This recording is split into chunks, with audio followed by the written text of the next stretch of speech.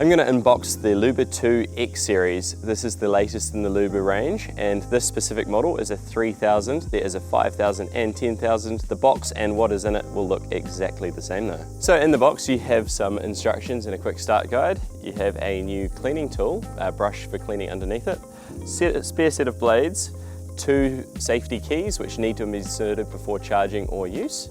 You have the 2 poles, an aerial which inserts into the RTK. You have a ground stake for screwing into the bottom of this pole in case you want to put it into the ground. You have the main big power supply. Then you have the camera here which will screw on top of the mower soon.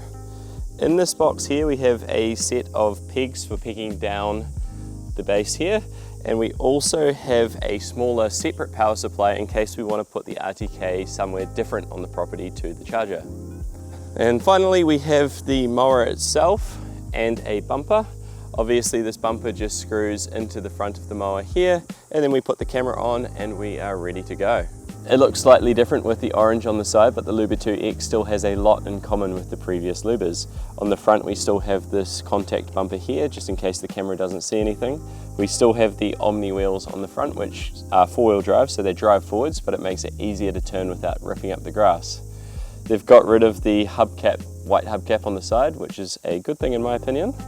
It has a full suspension system there which helps it to keep the traction down on the ground and avoid it slipping on uneven terrain. On the top we have the camera which helps it in GPS dark spots. It means it can go without any GPS at all for up to 50 meters.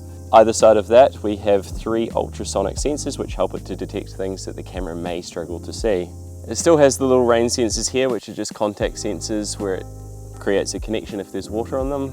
And then we have a power button, a mo button, a home button and a start button, and then a big red emergency stop button. Underneath we still have the 2 cutting discs. This time they're slightly different, so they're improved to avoid grass getting caught underneath there a bit. They now have 6 blades on each one instead of 4, which just increases the cut quality. They still have these safety guards which might get a little bit of grass underneath, but the actual design underneath has been revised so that less will get trapped under there. If you look closely you'll see that this 4-wheel drive system has hub motors here which sit inside each individual wheel, which means that there's less moving parts, less to go wrong, but it still has amazing power and traction. They've actually doubled the size of the cutting motors this time again. In addition to that, it also has a 15 amp hour battery instead of the old 10, so that should make it even better on those big properties. It can do up to 1 hectare.